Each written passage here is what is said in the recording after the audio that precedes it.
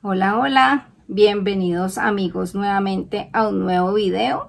El día de hoy quiero que me acompañen para que hablemos de esta preciosura que tengo aquí a mi lado y es un Adenium ovesum o más conocido como rosa del desierto. Como pueden ver, ya me va a regalar floraciones. En el momento en que las desarrolle totalmente les hago una nueva actualización para que la vean en su máximo esplendor. También quiero que me acompañen para que juntos trasplantemos a otra preciosura de estas que tengo en una bolsa y ya es hora de darle una nueva casita a ella, ¿vale? Antes de comenzar este video me presento para los que no me conocen, mucho gusto, mi nombre es Lucy. Y si por casualidad llegaste a este canal y le diste clic a alguno de mis videos, te invito para que te suscribas, le des un me gusta y por supuesto actives la campanita de notificaciones para que cada vez que nosotros subamos un nuevo contenido, YouTube te informe y tú seas uno de los primeros en verlo, ¿vale? Así que sin más preámbulos, comencemos.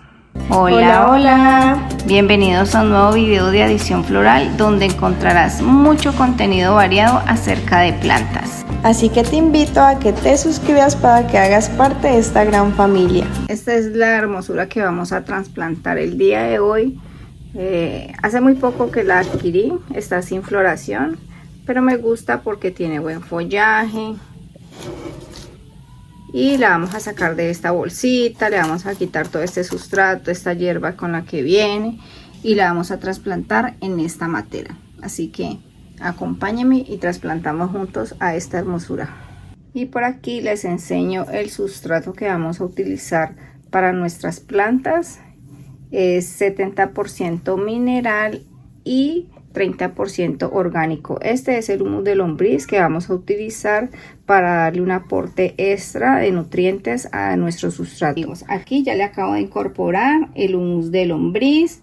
Les voy a hablar un poquitico acerca de cómo está compuesto este sustrato para estos Adenium ovesum. Tiene turba de coco molida totalmente triturada, tiene un porcentaje de tierra negra o de vivero, pero en este caso yo no le apliqué tierra negra sino tierra de capote o tierra de hojita, o creo que también le llaman tierra de mantillo en algunos de sus países. Tiene corteza de pino, tiene carbón activado y pues por supuesto el humus de lombriz. Esto lo hago con el fin de darle un aporte de más que todo mineral que orgánico, o sea, es un 70% mineral y un 30% orgánico, ya que a estas plantas pues no les gustan los encharcamientos ni es permanecer mucho tiempo húmedas. En cuanto al material de materas, yo sé que a muchísimos de nosotros no nos gusta y me incluyo, no nos gusta este tipo de material de matera porque pues primero luce muchísimo más bonitas las materas plásticas. Pero para este tipo de plantas, amigos, sí les recomiendo que si tú no sabes de pronto controlar el riego con estas rosas del desierto, sí optes por adquirir una matera de barro, ya que al ser de un material bastante poroso hace que el sustrato pues se seque muchísimo más pronto. Aquí le estamos incorporando, como ustedes ya saben, una cantidad de porcentaje a la matera o maceta. Para trasplantar cualquier tipo de planta. Amigos, recuerden que las plantas siempre debemos de incorporarle un gran porcentaje antes de ser trasplantadas y pues le vamos calculando en dónde la queremos. Recuerden que no debemos de tapar o toda esta partecita porque si no sabemos controlar el riesgo, aquí es donde ellos almacenan pues su reserva de agua y pues podemos perder esta planta, ¿vale? Pues ninguno de nosotros vamos a querer perder estas hermosuras. Amigos, los Adenium ovesum son plantas grasas de tipo arbusto y suculento y son originarias de Sudáfrica. Hoy en día podemos encontrar estas plantas con una gran variedad de colores en su floración. Y chicos, estas plantas son de clima cálido y seco, así que no toleran para nada los encharcamientos, ¿vale? Entonces es un punto a tener en cuenta. Si tú vives de pronto en un país donde se manejan estaciones marcadas, Sí te recomiendo que resguardes esta planta, ya que pues podrías perderla, pero eso sí, si la resguardas, trata de darle un ambiente artificial en donde pues ella se sienta bien y no vaya a parar para nada su crecimiento y mucho menos su floración, ya que si no le damos las condiciones adecuadas a estas plantas, ellas entran en un periodo de inactividad o de reposo, en la cual pues paran su crecimiento. Entonces es muy importante tener en cuenta eso. En el caso mío, yo vivo en un país donde no se manejan estaciones. ¿Qué quiere decir esto? Que yo no me tengo que preocupar por resguardar la planta, a menos de que sea, digamos, en el caso mío, que yo vivo en una ciudad que es bastante caliente. A pesar de que estas plantas son plantas de clima seco y muy calientes, pues no toleran tampoco muchísimas altas temperaturas en la intemperie. Sí les gusta estar en ambientes cálidos, pero si las exponemos a sol directo, pues puede llegar a pasar eso, que se queman sus hojitas. Estas ya venían así, y es por lo mismo, porque en los viveros, pues en donde yo los visito, las tienen a pleno sol, y esto es lo que pasa. Entonces, si trata de resguardar, si tu clima es un clima bastante caliente, trata de resguardarla en un techo donde eso sí reciba y esté expuesta todo el tiempo a una excelente iluminación, porque estas plantas, para que nos regalen floración, necesitan como mínimo de 4 a 6 horas de sol, ya sean en la mañana y en el transcurso del día. Si está muy caliente la temperatura, entonces sí resguárdala para que no se te vaya a ver afectada la floración, ni mucho menos sus hojitas. Ya si tú ves que no le puedes de pronto dar las condiciones en cuanto al sol o a las horas de sol que esta planta necesita, sí te recomiendo que la ubiques en un lugar donde sea lo suficientemente iluminado y por supuesto cálido, para que esta planta nos responda adecuadamente en su crecimiento y en su floración. En cuanto a la reproducción de estas plantas, amigos, estas plantas las podemos reproducir de forma muy fácil y sencilla, ya sea por corte de tallo, de ramas o esquejes, o también por semilla. Aunque por semilla es muchísimo más difícil, pero no es nada imposible. Pero sí debemos de tener en cuenta a considerar, y es que a la hora de nosotros reproducir estas plantas por esqueje o por tallo, que sería, si yo hago un corte aquí, este sería una reproducción, pues su caude no va a ser lo suficientemente grueso o no se va a engrosar de la misma manera como si lo hiciéramos por semilla. Para los que se preguntan y de pronto no saben cuál es el caudes de esta planta, este es el caudes, amigo. Esta parte que nosotros vemos gruesa es donde ellos almacenan una gran cantidad de reserva de agua. Por eso es que es muy importante no irnos a exceder con el riego. Como les estaba diciendo, si nosotros hacemos la reproducción de estas plantas por ramificaciones, su caudes no se va a ver grueso como si lo hiciéramos por semilla.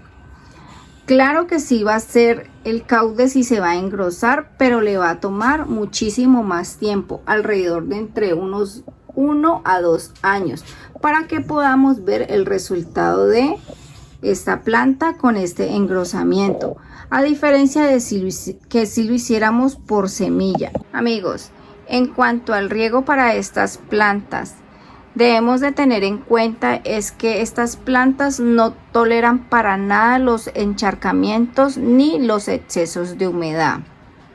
Por eso es que es muy importante tener un buen sustrato que sea bastante mineral y lo suficientemente drenante. En el caso mío, yo uso la cascarilla de arroz y le hago un aporte extra de corteza de pino, carbón activado, para poder que el sustrato me quede muchísimo más suelto y lo suficientemente poroso. le agrego la fibra o la corteza o la turba de coco, molida, bastante triturada, para poder que el sustrato quede muchísimo más esponjoso y asimismo conserve la humedad y se seque muchísimo más pronto. Pero también uso este material de barro para poder que también haga un aporte extra y se pueda secar lo más pronto posible su sustrato. En cuanto a la cascarilla de arroz, la perlita, la vermiculita y la piedra pómez, sí te recomiendo que si tú vives en un país donde tienes accesibilidad de conseguir estos materiales minerales inorgánicos, se lo incorpores a tu sustrato. En el caso mío personal, yo uso lo que es la cascarilla de arroz. Primero porque para mí es mucho más accesible de conseguirla y también mucho más económico.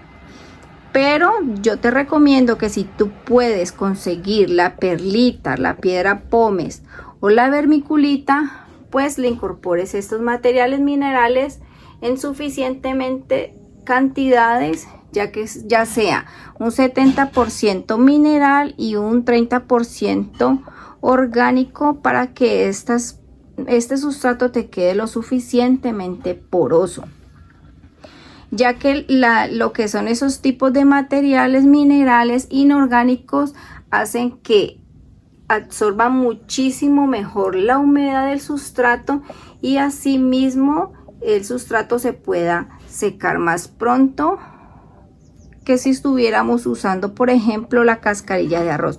Por esa razón es que yo, al usar la cascarilla de arroz, que para mí es más fácil de adquirirla, pues entonces yo le doy ese aporte extra de la corteza de pino, del carbón activado, para darle como ese aporte extra, valga la redundancia, de drenación, para que me quede muchísimo más suelto, más poroso y el sustrato se pueda secar muchísimo más pronto. Y ya por último y no menos importante, hablemos de su fertilización.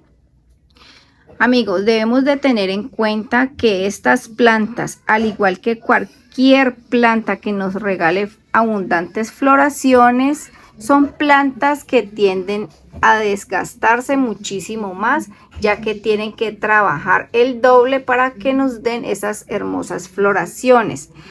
Y nosotros, ¿cómo le vamos a agradecer a estas bellezas por esas hermosas flores que nos regalan? Dándoles un aporte extra, ya sea de fertilizantes inorgánicos como orgánicos, como lo son fertilizantes de lenta liberación como el triple 15, la fluorescencia, en fin, o abonos orgánicos como el humus de lombriz.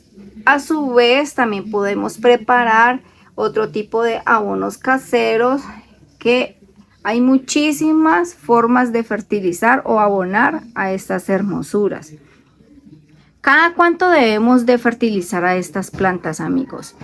Lo recomendable es hacerlo antes, durante y después de su floración. ¿Por qué? Porque antes de su floración nosotros debemos de preparar a la planta para que esté lo suficientemente fuerte y ella nos regale abundante floración.